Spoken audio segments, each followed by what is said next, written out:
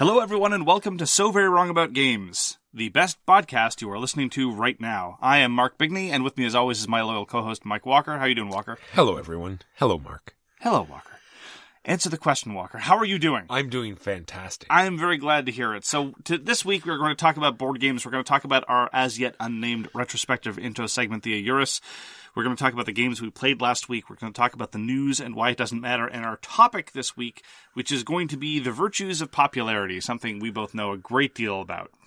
And before we get started, though, I'd like to have a sort of a lifestyle insert. I just want to relay something that happened to me today. Now, I am not one who likes to bash religious minorities, but I have to say that I still do not understand the sleeving lifestyle. I resort to sleeving as a last resort. I have to sleeve because I wanted to bring my Sakura arms up to date with the new Season 5 translations, and for that you need to slip the lovely little inserts that people have painstakingly translated in with the cards, and you can either sticker them with stickers or use sleeves and slide them in. And so there I was in trepidation, descending into the game store, not really knowing how this whole sleeve business works, because here's the thing that I don't quite get. The word standard is used quite a bit in the sleeve industry. Standard this, standard that, standard and other things. How could there be 23 different standards? And even then be variations within what constitutes standards. I don't know. I don't understand it myself. All that happens when I get sleeves is I get something that I think works, give them money, and then come home to realize that none of the dimensions fit. I walked in, and a good friend of ours happened to be there for an X-Wing tournament. I nearly swooned and collapsed into his arms with tears streaming down my face. I thrust myself into his tender mercies, and he was like, yeah, I guess this is what you need, and sure enough, they don't work. So, well, that's why Fantasy Flight, came up with this wonderful color coding system and did their own sleeves, because then, you don't have to worry about any of this stuff. Yeah, I have to say, well, that's the thing with being a sleever, right? You have to pick an on-ramp. You have to devote yourself to a certain company's output and just commit long-term, and heaven help you if that company goes under or changes product lines. Agreed. I don't understand. I just don't. Anyway, our AYURIS. Roughly last year, we reviewed Level 7 Omega Protocol, which is a one versus all science fiction alien type, get in there and shoot some machine guns with giant robots and or flamethrowers and or gas-filled rooms. Well, that's how you do it. You always play the heavy or the meat sack. Yes, it is true. I tend to show up with the rifleman and deploy lots of bots. Anyhow, have you played Level 7 Omega Protocol since we reviewed it, Walker? I don't think I have. I have played it once or twice, and this, I think, is a function of two things. Number one, it's a function of the fact that the 1v all dynamic, as we commented in the review, is very, very particular, and it's not for everybody. Playing the overlord of the bad guy or running these things is a very tricky thing, both socially and in terms of gameplay. And although we both think Level 7 Omega Protocol does it better than any other game, it's still a little bit touchy, shall we say. And the second reason is, quite frankly, when I'm in the mood for something like this, I'm almost always in the mood for a co-op version. And we have been spoiled for co-op versions of, hey, do you want to go and mow down waves of enemies in any number of formats? So I don't think it's a comment on the quality of the game. It's just insofar as it's a very particular niche, the 1v all mode. And the 1v all mode, the market's mostly moved on. I mean, Level 7 Omega Protocol was published in 2013. And at the time, good solo systems hadn't quite been perfected to the extent that they have now. And there's just been a deluge of co-op versions that we've been more than happy to play instead. And they had a big Kickstarter for this, did they not? They did. They changed a whole bunch of stuff. They updated a whole bunch of stuff, and they reprinted things. Now, it was a strange Kickstarter program because they didn't offer upgrade packs for old users. Now, they were called upgrade packs, but it was just reintroducing all the new content that they put into it. There was a smattering of new missions and new equipment and stuff, but to get the new versions of the cards, all the errated stuff, all the, the normal things you would expect from a first to second edition, no support whatsoever. All you download the PDF, and then what you have to do is make mock-ups of yourself. Perhaps, of course, using sleeves.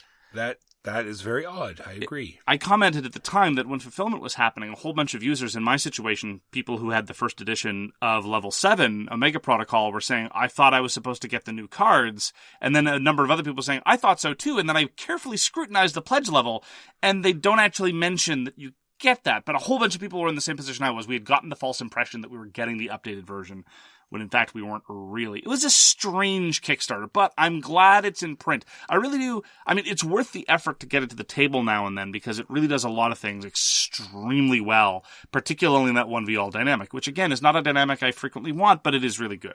I wish I played it more. To be frank, I don't think I'll play it more often than I do, which is to say maybe once or twice a year. But that's only because of a preference for co-op and the fact that the market is saturated, very nicely saturated with excellent, excellent alternative offerings. It has a really interesting mechanism, right? Running all through that world is how the aliens feed off the tension or the adrenaline of their opponents, of the humans, right? So it's one of these things where the more you do, it generates these tokens, which the main overlord or bad guy can use to, deploy his troops or do extra or interesting things. And I think they do a great job of that. Yeah, it's a wonderful, wonderful game. And honestly, if there were somehow a co-op version, I'd probably play it more. But again, that's merely a preference thing and a group dynamic thing. Again, for 1v all games, I have yet to see anything even remotely approach the quality of Level 7 Omega Protocol. But then again, it's not really a fertile design space for the past few years.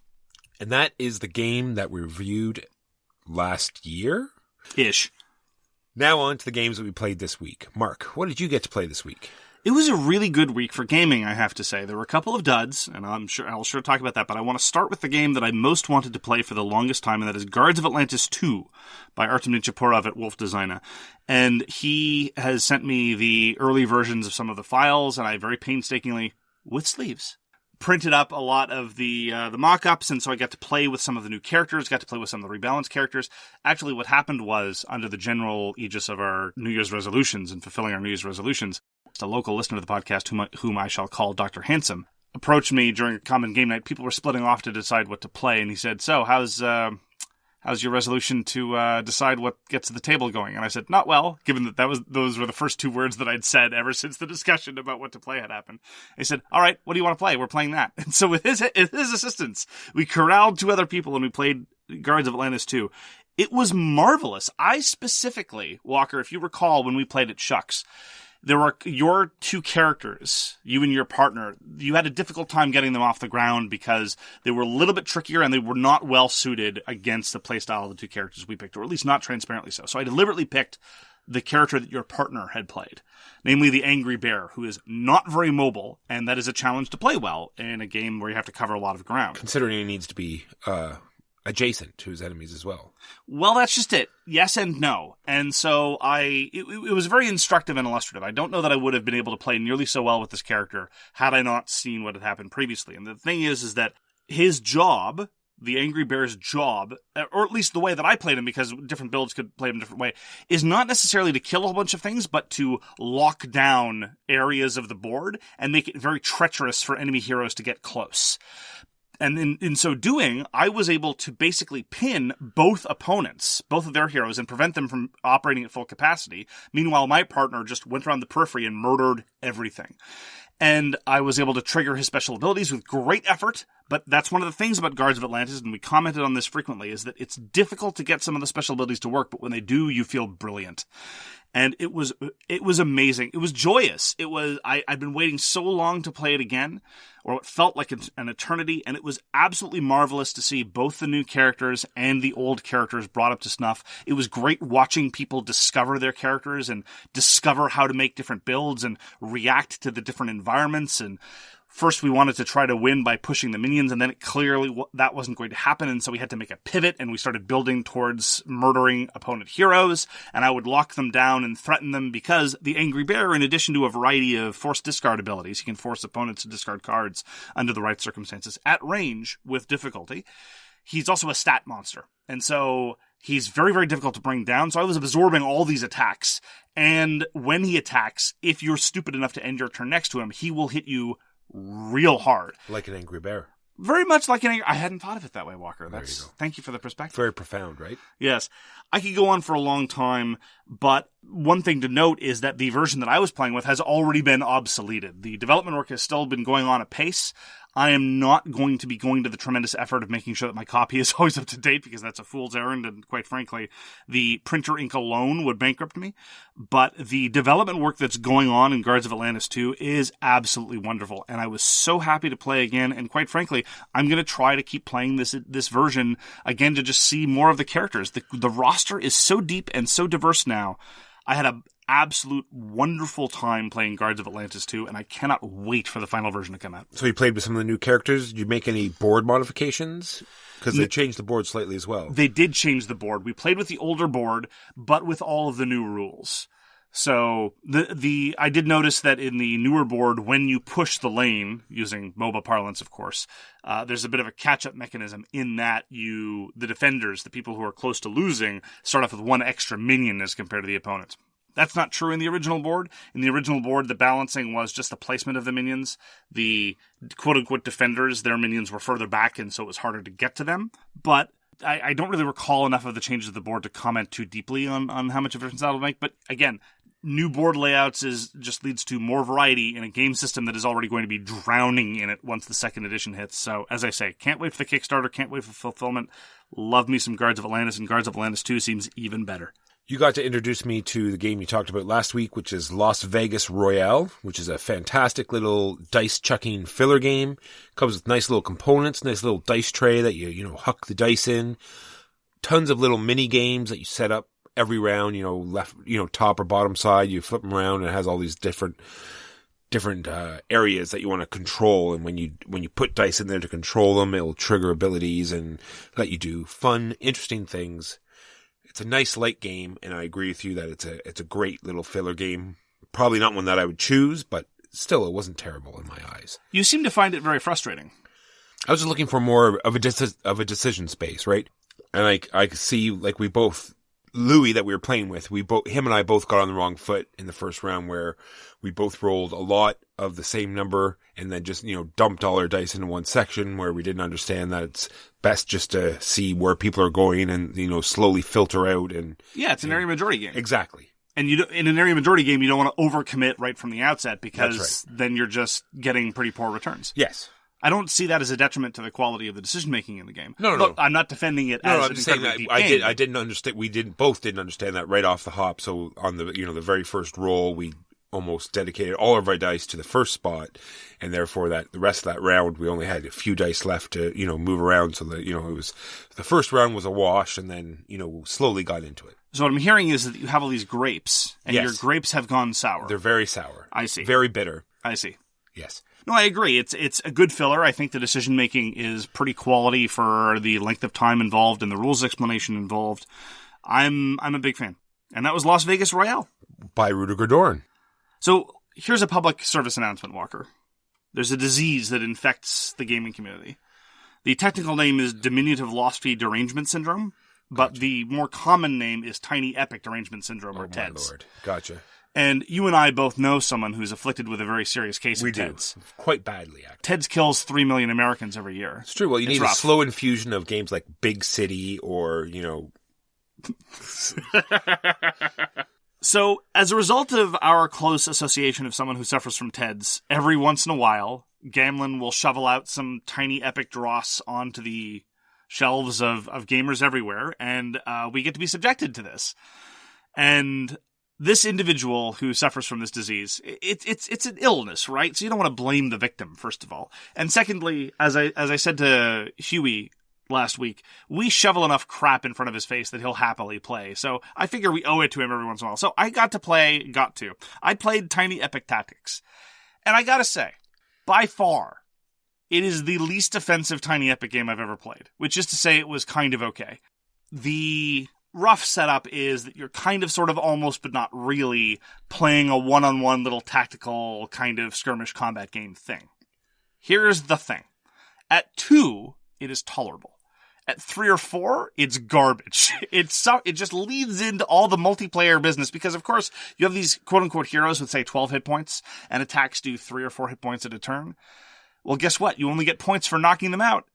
So multiplayer is just a crazy last-hit nonsense smorgasbord where frequently you're just sitting there thinking, do I want to hit this guy? Well, he's at full health. I'm not going to knock him out. So why would I want to hit him and make someone else's life easier? So you end up with this weird pseudo-positioning thing. Anyway, it's all right, I guess. It does that very, very cute thing whereby the box bottom is turned upside down and now it's terrain. And you put this on top of a mat and you put other little pieces of box out and they form elements of the terrain. It looks very cute, honestly. You play with these little embossed meeples that are nominally representative of the 4 classes, and you get a different person of each class, and all that stuff is fine. And it's crazy unique classes, like ones you've never heard of, like elf and dwarf and human, right? No, that's not true, actually. You have an archer, you have a magic user, you have a fighter, and you have an animal of subtype. Oh, that's crazy. I had a monkey that could pick people up and then drop them off, and my opponent had a heavily armored elephant who seemed pretty overpowered, but Such was our experience with the initial animals. It was look, at 2 players, it was fine. Would I rather play any one of half a dozen better 2-player tactics skirmishy things? Absolutely, 100%. It reminded me actually of how unfortunate it is that Titan's Tactics didn't take off. Because in a very real way, it's very much like Titan's Tactics. Very, very small footprint, very quick and dirty sort of skirmishy thing. Titan's Tactics is roughly 17.7 times better than Tiny Epic Tactics. And this is to say nothing of things like Warhammer Underworlds or any number of other skirmish games that are available. Anyhow, it was mostly inoffensive. And that, for me, is high praise when it comes to a Scott Almes product. That was Tiny Epic Tactics. You and I got to play a game called In the Hall of the Mountain King. Designed by Grieg, I think. Oh, no, wait. It's designed by J. Cormier. I believe J. Cormier and Graeme Jahns. Or Jahns. I couldn't tell you. Anyway, you're playing trolls and you're digging out your burrow not to get too close to the center of the volcano, and you're unearthing your statues, your heritage statues, and you're getting points, and you're getting all these minerals and stuff to hire more trolls, I guess, so you can unearth more. Anyway, you put the trolls into your trolls moot. This being said, it wasn't a terrible game. I enjoyed playing it. I felt as though it suffered from this busy work, right? It's like, pull all the resources in. I get 2 of this, 3 of that, 4 of that, and then I, pay it all back out again. Or I transform this into that, I transfer that into this, and then I pay it all out so I can get even more back in again, so I can pay it all out again. But it did have that interesting resource management, right? Where you hire these trolls, you make an interesting pyramid, and every time you enter a troll, and that's when your resource gathering triggers, right? And you gather everything down the pyramid unless there's already resources there. So it sort of like funnels you into spending those resources before you hire. And that leads into my, last remark, where it seems to be this constant handcuffing where you don't want to spend resources because you don't want to do a suboptimal action where, you're not going to get some resources, or you don't have enough to build the tunnel you need, so you're forced to get a troll, or you're forced to build it. You know what I mean? It seems you're always being forced in a certain direction. Well, I think I wouldn't necessarily put it in terms of being forced. I think there is a tension between doing the suboptimal move or doing a different suboptimal move. Because you're right, there's this timing issue, and I think honestly that's probably the most interesting thing in terms of gameplay of In the Hall of the Mountain King, because resources usually sit on your trolls. And you can't get any more resources on your trolls while the resources are there. So you want to spend them before getting a different troll so you can maximize your throughput. But that will force you to play inefficiently in other ways. And so that tension I thought was kind of interesting.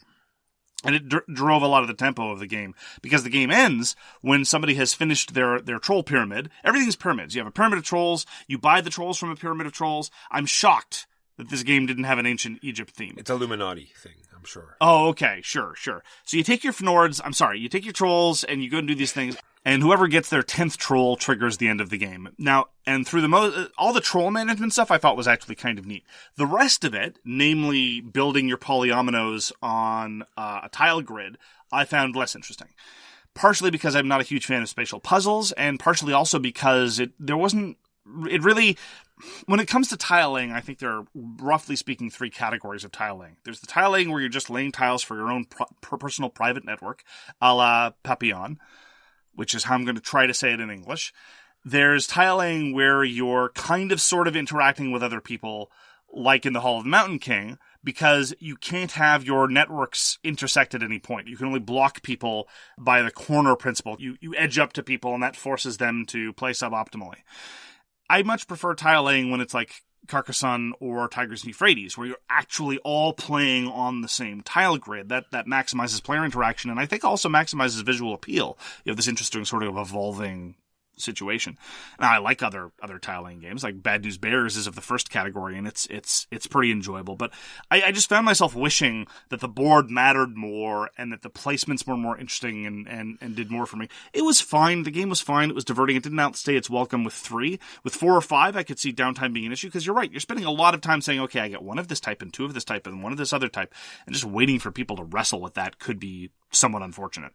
Yeah, and like you said, I wish the map meant more, and the cool statues that were on it. The most interesting part of the game really didn't mean too much. Of course, it was the essential part of scoring, but they just sort of like sat there on the map. You moved them around a little bit, but anyway, and that was in the Hall of the Mountain King. Burnt Island Games certainly knows how to put out a pretty production, though. We had the deluxe version, and I have to say, this was probably the one time where I looked at a game and said, you know what? I bet you the game trays are really going to make life easier, because they separate all the polyominoes up by pile, and that part was a luxury. Finally, I got to play something I've been looking forward to for a long time. This is the reprint of Macher. This was put out by Spielworxx late last year. Fulfillment's been kind of rolling out over the past few weeks. This is the legendary Eurogame by Karl-Heinz Schmiel, the legendary Eurogame designer. And I will point out, first of all, that on the box, very optimistically, there's a sort of drawing of Karl-Heinz Schmiel, and it says number 1, hoping that there will be many, many more in this series. We know they're going to be reprinting Tribune, which, for my money, is the greatest worker placement game ever made. And hopefully they'll get to more of Karl-Heinz Schmiel stuff, because he was a really, really good designer. Anyway, I had no idea what to expect coming into it, because I'd read the rules, I'd seen the rules changes from previous editions, I played the 2nd edition Macher, I've played the 3rd edition Macher, and this is kind of the 4th edition now. They've all had varying degrees of rule differences, but the differences between 2nd and 3rd edition on the one hand and 4th edition are pretty big. Some of them are pretty fundamental, but at the end of the day, it's all about winning votes. It's about German politics. As somebody with a bit of a politics background and with a small bit of knowledge of post-war German politics, I really like the theme, and getting into a little bit of role playing is always nice. But of course, nobody else at the table knows who the CDU or the SPD are, so I'm usually alone when trying to do that. So you might have heard legends about Macher, and I'm actually going to do a more in-depth review of Macher on So Very Wrong About All the Games You Like Are Bad later. But suffice to say that they've cut down the length considerably. However long you used to think Macher was, I hear people talking about how Macher is a 5-hour game, which I think is absurd. I can get a 2nd or 3rd edition Macher set up, explained, played, and taken away in under 4. But this edition is now pretty much a 2-hour area majority game, which is to say very, very, very, very playable in terms of length. This is with 5 players. And 4 of them there had never played before. And I was the only experienced player of any version of Macher. Now, we ended up taking longer, but that was with extensive pizza breaks. I advertised the event as Pizza und Politik. Ooh. Yes, it was very sophisticated. And this, again, was under the aegis of satisfying New Year's resolutions. I wanted to do event gaming, and so I invited people over and did Macher. And I'm surprised that you got the pizza place to cut it in the German fashion. That was pretty interesting. I'd never seen a pizza place in Kingston cut it that way. Oh, you've never had pizza until you've had German pizza. The German shapes are just fundamentally more aesthetic. So true. At any rate, it was really good. I think the changes are almost all for the better immediately. The only changes which I'm dubious about, I'm just not sure if I prefer the old version or the new version. One of the things they've changed considerably, which is a frequent topic of conversation, is the polls. You auction off poll cards. And it used to be an open auction, and the consequences could be tremendous. So you would see people bidding exorbitant quantities of money, either speculating or out of fear. In the new version, it's a once-around auction, so turn order matters a lot, but it ends with whoever's in the lead in the province. So if you have a built-in advantage in a province, well then, you're better off winning it later on, which is very nice. And so, again, a lot of the changes were of that ilk. Streamlining things, cutting things out. Instead of doing 6 rounds of 7 elections, you now do 4 rounds of 4 elections. This is in the short version. You can do the longer version, which will turn into 5 rounds of 7 elections. So it's not quite, very much like how when Fantasy Flight reprinted Merchant of Venus, and they said, oh, well, you can play the old version, when it was an approximation of the old version. They didn't advertise this, Spielworxx, they didn't say you could play the old version, but they said, oh, well, you can do the 7 election version if you want, but it's still radically different in structure from the previous 7 election version. Anyway, I could go on and on about these differences, and as I said, in a different venue I will. But as far as meaty, quality decision-making, area majority games, Macher is, and always has been, excellent. And now it is in a version that is roughly 2 hours long.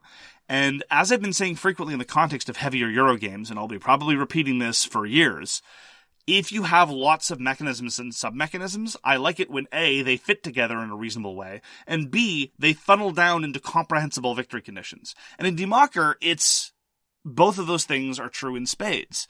The way media influence feeds into your ability to manipulate the issues, which feeds into your ability to protect you from polls, which feeds into your shadow cabinet, which feeds into a whole bunch of other things, is wonderful, and the victory conditions are incredibly simple. You're involved in politics. Get votes. That's how you win. Yes, there's a couple other marginal ways you can get points, but you want to win votes. And that's incredibly intuitive, and nobody's scratching their head thinking, wait, how does the game end? How does the turn, wait, how do I get points? This is worth how many points? No, it's very simple. Everything is very clear and transparent from that sense. One of the people there actually commented, who plays a lot of Euro games, and comments that even for a lot of middleweight games, he finds it difficult to conceive of how everything gels together. He commented halfway through the game that he had no difficulty internalizing how all of these systems intermeshed, despite the fact that there are a fair number of them.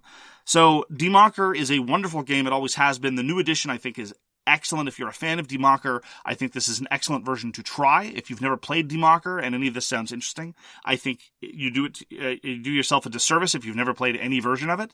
And this is an excellent place to start. So I think kudos to Spielworxx for their work on the new version of Macher. I cannot wait to see what they do with Tribune, which is always a game I preferred.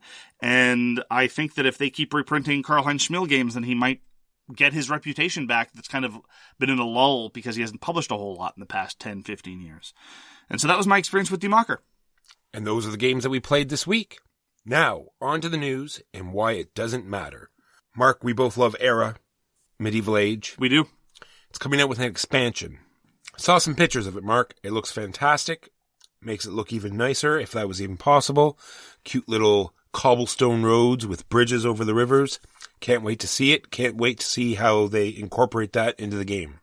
So all that we have so far are renders, but I agree with you. It looks adorable. And we both highly recommended Era Medieval Age. I think it got our number 1 components of the year, both of us in our end of year roundup.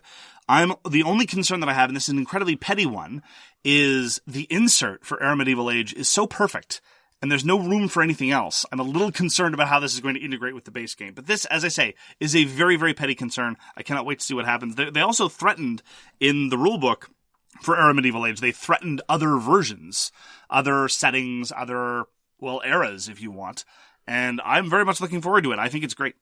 Small bit of news on the Kickstarter Police. You commented not too long ago that you were waiting for the Kickstarter Police to finally come in and clear house. I have that written right here. We're probably going to talk about the same thing. I have Kickstarter Police written here as well. What do you have to say about the Kickstarter Police? Mark, I don't think it's going to happen. Because there is a game out there, Mark, that is, it's up to 2,600 people have pledged for this game. It's made $113,000 American dollars. Hasn't made any money yet. Sorry. People have pledged to pay this amount of money. There is no designer accredited. There is no artist credited. This particular publisher that's putting it out has no background and no library, except for they have one Kickstarter that has not yet even shipped, which is a broom vacuum. Okay.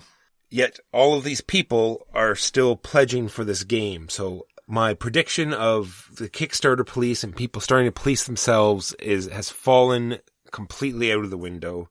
And well, tell us about this game. It sounds awesome. No, Mark, it's some sort of weird Monopoly meets Catan, where it actually has you're migrating to Mars, and it's an actual roll to move.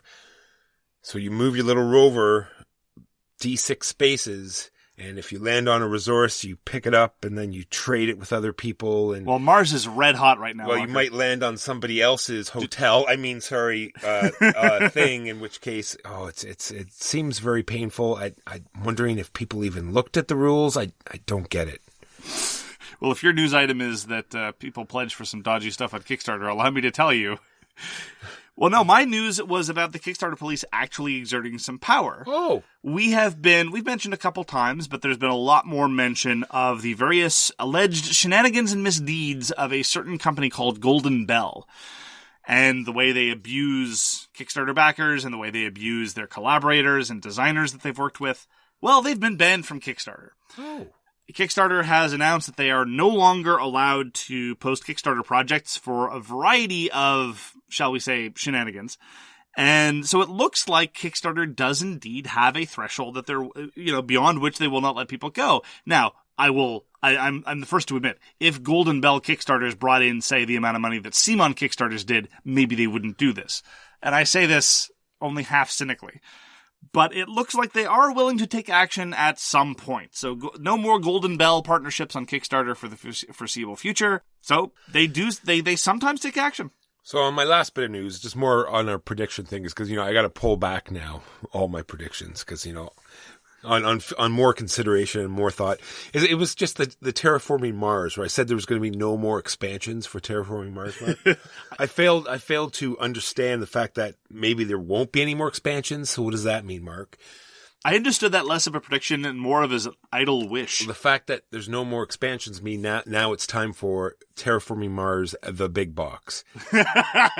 Not saying that's been announced or anything, but I'm sure by the end of the year there will be one.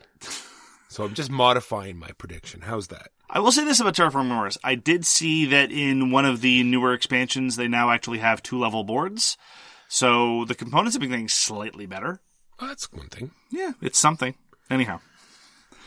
That is the news and why it doesn't matter. And now we move on to our topic this week, which I have decided to label The Virtues of Popularity. Were you popular in high school, Walker? Oh, terribly so. I could see you being very popular in high school. You were a jock, right? Yes, I was. Yeah, absolutely. Now, here's the only thing I know about popularity. You should wash your hair once every 2 weeks. Once every 2 weeks. Okay. That is my guide to popularity. Whew. Man, if it was that easy. So why don't you tell us a little bit about our conception of this topic? Well, my conception of this topic, and I think you sort of might have fallen in line or understood what I meant, was the fact that I'm trying to understand why certain games are deemed good, or why certain games are doing well where others are not. And is a game being popular reason for it to be called good, i.e., because it's being so well received, because it's being played by so many people, because so many people are able to talk about it, is that a characteristic of a game being good?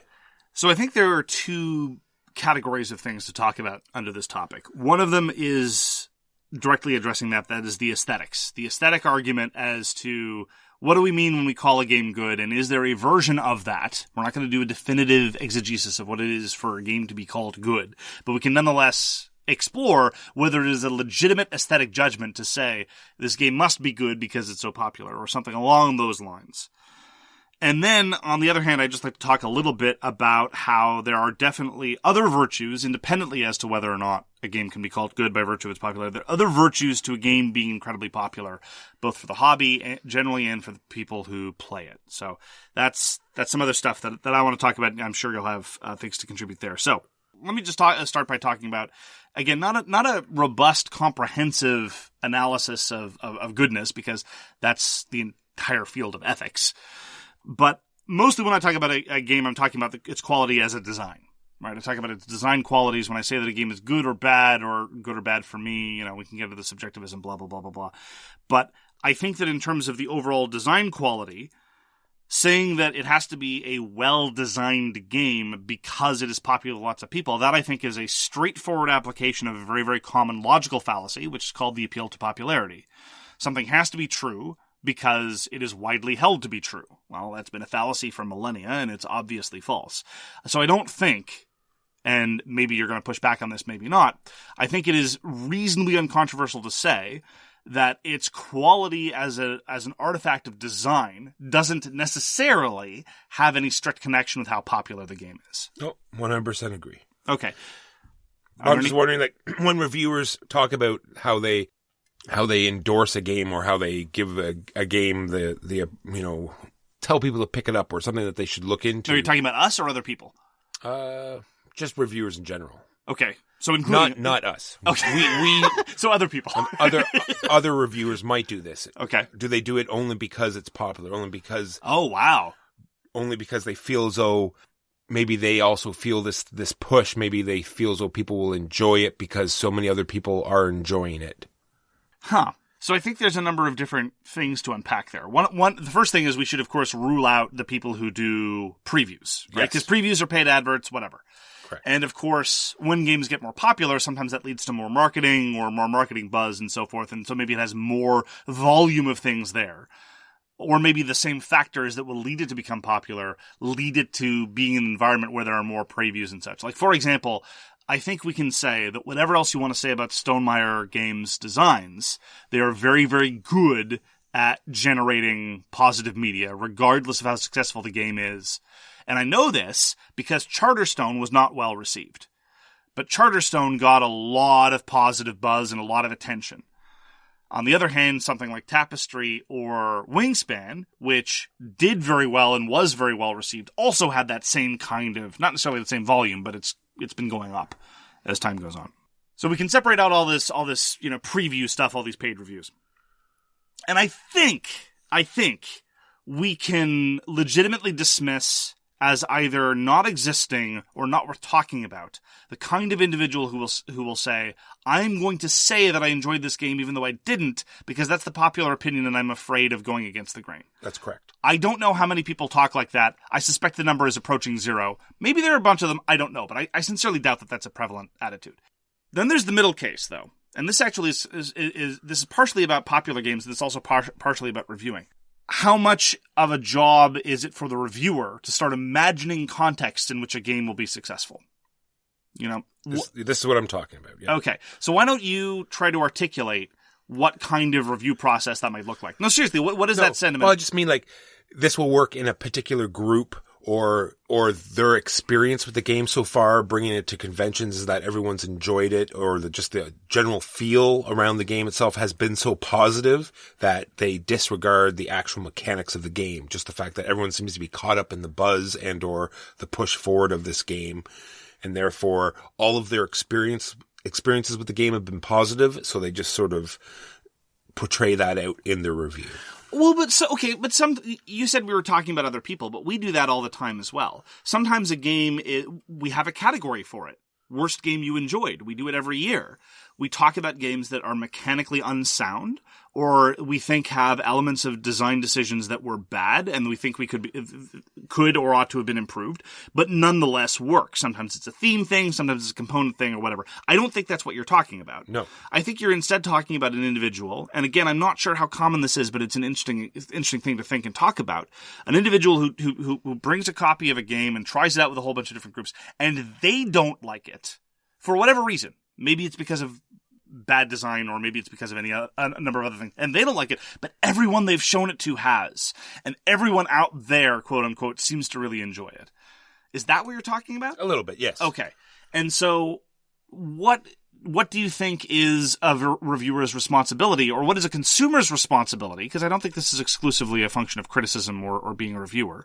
How does one express one opinion in that context, or what does one have to say, or talk more about that situation? Well, I just think that you're fascinating me, Walker. I want you to say more. I'm sorry. I'm very sorry. I'm saying if it is a reviewer, then they just have to just fall back on their experiences, right? And the fact that, and to be constant, right? If they just constantly review games, people understand why they think this particular way, or what about that particular game they didn't like.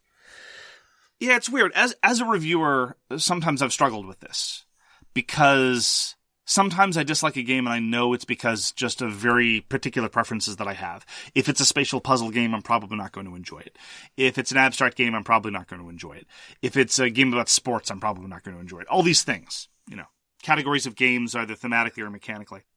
And I don't know, even in that case, how much it is appropriate to say, well, I didn't like it, but everyone else at the table seemed to like it. Because I think, insofar, and this is getting very self-referential, usually I reserve this for So Very Wrong About All the Games You Like Are Bad, but nonetheless, here's where we are. I question the legitimacy of a reviewer trying to borrow someone else's viewpoint, or trying to express somebody else's viewpoint. If what we do has any value, it's because we have a viewpoint and we express it. And I don't know that it has much of a value for us to try to go too deep into why Huey, Dewey, or Louie, or anyone else likes or disliked a particular experience. You can note, very much I think as a footnote, I seem to be the only one that likes this game, or I seem to be the only one that dislikes this game. But I think that that's very much a footnote, because the more you try to adopt somebody else's perspective, I think the less you have to say of substance. Agreed. Do you think that this is a perspective that is broadly shared? Like, do you consume lots of board game media where you feel like people are not doing this? No, it was just like when I'm seeing all these top 10, because the year just ended, so there's all these, top 10 games. Yeah, everybody that does top 10 lists at the end of the year is a chump. I know, I 100% Sellouts. agree. And then I see some of these games that have made, their top 3. Name names, Walker. No, I'm not naming any names, nor am I naming games. I'm just saying and we felt as though there was definite issues with these particular games that they didn't even make our list. I'm not saying that, our lists are, definitive? The be-all, end-all of lists, but these games had definite problems, yet they made, their top 3, and I'm just trying to justify these choices. Did they get caught up in the hype? Did they just have great experiences because the game was so accessible to everybody, or the community at large, for whatever reason, grasped this game and played it a lot, things like that. I'm just wondering if it was just sort of like an experience type game as opposed to a mechanically sound game type thing. Well, that actually segues neatly into the other bucket of observations that I have, which is to say that although I don't want to engage in the appeal to popularity fallacy, and I don't think that the popularity of a game has any necessary connection to its quality as design work, because we know lots of incredibly well-designed games that aren't very popular, whereas we know lots of, we think, very badly designed games that... Anyway, what are the other virtues of a game being incredibly popular? Is there any value above and beyond it as a game to it being popular? And I think one of them is, you touched on this, as a social facilitator. This is one of those aspects of the hobby that very rightfully I get criticized for not emphasizing enough. We are not evangelists of fun. We're not enthusiasm merchants. That's not what we do. And there is a virtue in a game just being that sort of social lubricant or social facilitator. I promised myself I wasn't going to use the term social lubricant because it sounds awful. As a social facilitator to good group dynamics. And some badly designed games... Are you lubricating my facilitator? No, I'm lubricating your society. Gotcha. And there are benefits of these things. Generally speaking, we're talking about relatively accessible games. I think that's largely the category we're talking about. There's a benefit to having a game where you know that there's going to be no rules explanation because it's so popular, everyone's familiar with it. And I've felt this before. I remember back when I was a little bit more in step with Euro design principles. Like I've always been a fundamentally, I think, primarily a Euro gamer since I've entered the hobby to a large extent. That shifted a little bit having fallen into your company. But I don't like roll and writes. I don't like Fatale Lacerda. I don't like a lot of this other stuff. So I feel like I'm kind of drifting out from what's popular. And there is a kind of cost to this. I remember how nice it was immediately after the release of Dominion in particular. I did a lot of traveling the year Dominion got released. And I knew that any public game gathering I would go to, somebody would be playing Dominion, and I could just sit down and play Dominion, and nobody there would need a rules explanation, and everyone was going to be on the same page, and it was a great way, in an instance where I was already introducing myself to strangers, whereby there wasn't this additional cognitive load of understanding a new game or being the new guy or anything. It's like, we're all on the same page here. Let's all play Dominion. That's right. That was nice. Same thing with Catan or Monopoly. These are games that everyone knows the rules. You don't need the book. Well, no, nobody knows. Down. Nobody plays by the rules of Monopoly, but yes.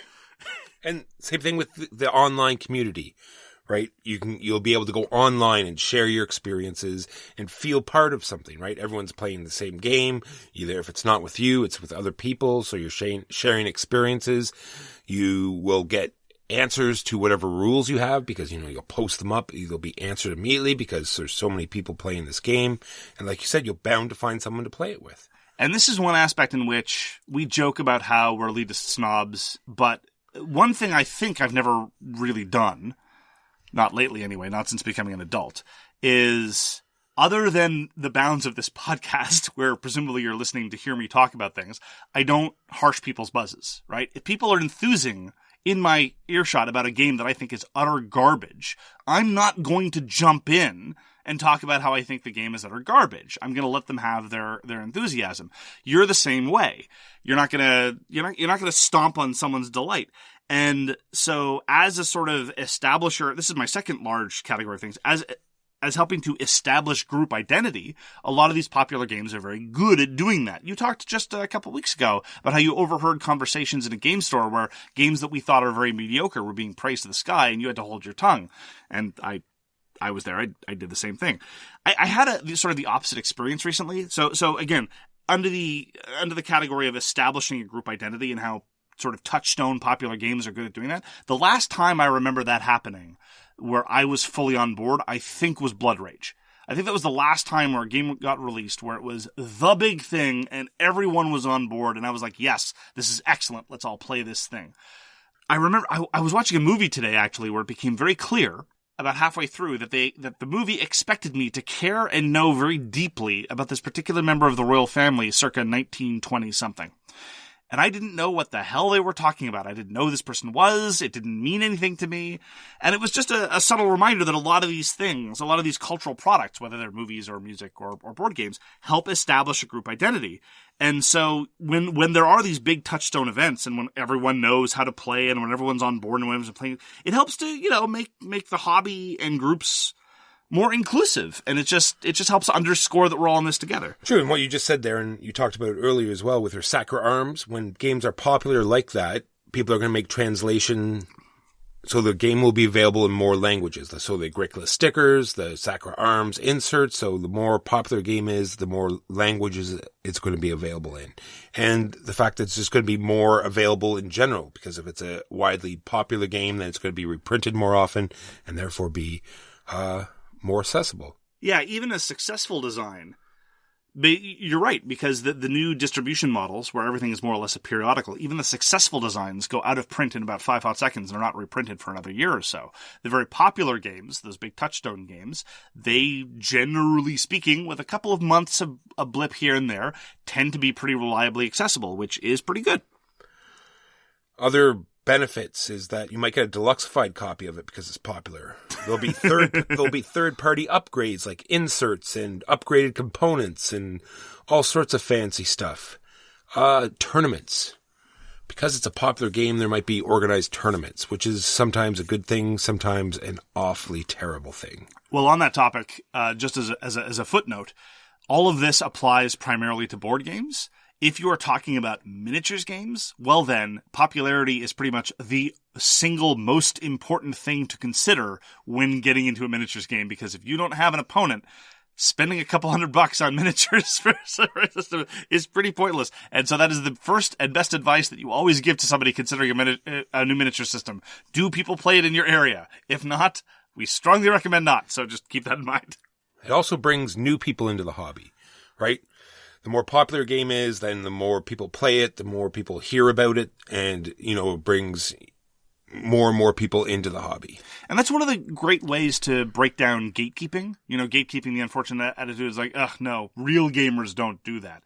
I remember when Wingspan was first released, and I'm sure that nothing you've said thus far has anything to do with Wingspan. Nothing whatsoever. Not a single thing. I think 2 different people asked me independently that were not gamers, saying, you know a lot about games. Have you heard about this thing? I read about it at this place or whatever. Or I know someone who's a birder and whatever. Have you heard about this Wingspan?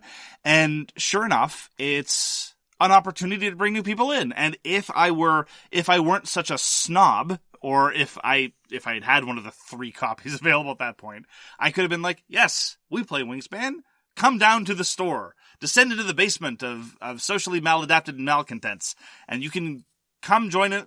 Like, no, there's a benefit to something being part of the zeitgeist. It is fun to be part of the big group that is all having the same experience together. Exactly. I think it's one of the reasons why people like Marvel movies so much. Big tentpole franchises. Everyone gets to be on the same page. You're all part of the same moment. And now, sometimes, of course, this has a little bit of a nefarious influence, right? If everybody's on the same page with a game, if it's part of a dynamic, whether it's a group dynamic or a broader gamer dynamic, sometimes there's this exclusionary pressure if you're not already on board. Actually, just last week at our local game store at game night, there was a game of Secret Hitler going on, which is very much the local social deduction game of choice, unfortunately. And one of the people there, who's relatively new, it was round 3 or 4 before it was revealed that he didn't know how the game was played, and he was just winging it, because it's awkward to be the one person at a table of 10 to say, I don't know how this works, please explain it to me. Yeah, what? I don't know what's going on. So, he just decided to fake it until... That's how strong Secret Hitler is.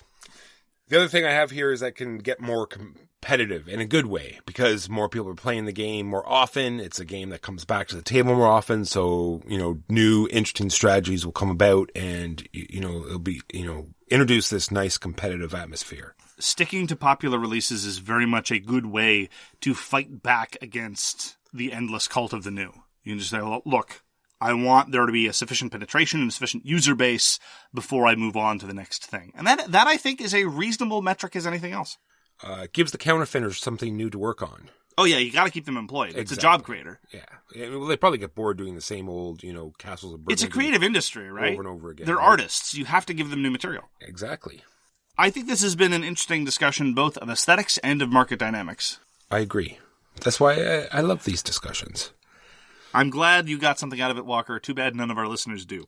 Thank you very much for joining us for So Very Wrong About Games. If you'd like to get in touch with us, you can reach Walker via his email, justrolledadice@gmail.com. That's justrolleddice@gmail.com. You can reach me, Mark Bigney, on Twitter at The Games You Like. For more public discussion, you can find the So Very Wrong About Games Facebook page, or you can check out our Board Game Geek Guild, which is guild number 3236. We're almost at 1,000 users, Walker. I know, right?